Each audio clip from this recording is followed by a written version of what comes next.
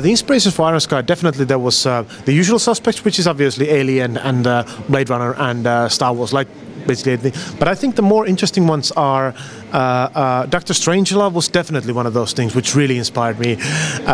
One of those was Boys from Brazil, which is a little bit obscure, sort of a strange Nazi alternative history film, as is another film called Fatherland, which you probably have not heard of. I don't know if you know. Oh, you know how. I mean, Fatherland was. I read the book, but I see the film also. It was really somehow there's something about the mood of that film which I really liked, and then just a lot of science fiction, basically in all its forms and shapes. I was a really small kid. I read all Stanislav Lem, and I was reading all.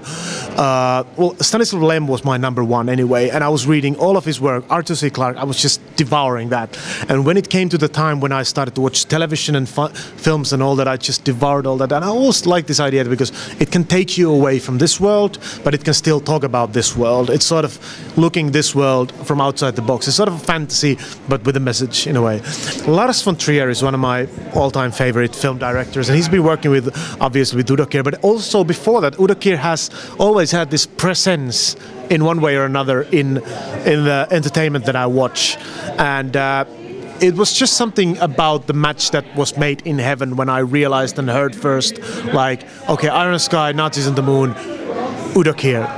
It just came there, and then we went. Because it was definitely script, because doing a script about moon Nazis, you can tell so many different stories, and I kind of felt myself like I wanted to do all these stories, so we kind of gathered a massive script of all things, and the hardest was to kind of stop killing the darlings and dropping things off and focusing on the main characters. We had like the basis on, but then we started to kind of clot things on that.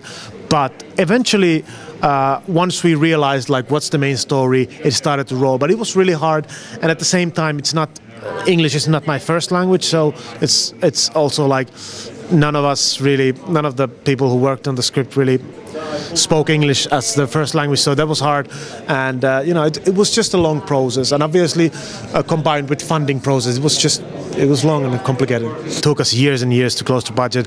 Luckily, at the very last moment, we were at the point where we were just about to quit, like say that, you know, either we get this money now or we don't. We were able to get 1 million euros from the fan base, and that saved us and made it possible for us to shoot the film. I did my first film called Starreg with the guys from Tampere. I mean, me and Samuli Torsten, who is our CGI producer, and that was really CGI heavy.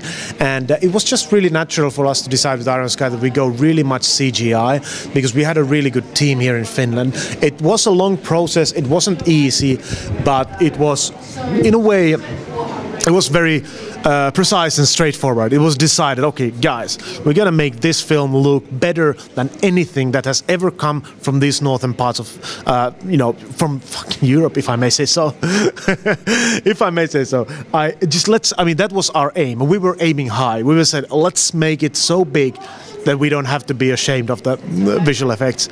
All right, guys, in Filmweb in Poland, what I want you to do next is go online, buy tickets to Iron Sky screening, get your asses up from the sofa and move to the theater, because I promise you that's the best thing you'll be doing for 2 hours with your pants on when you get to the theater. It's really worth it. We come in peace!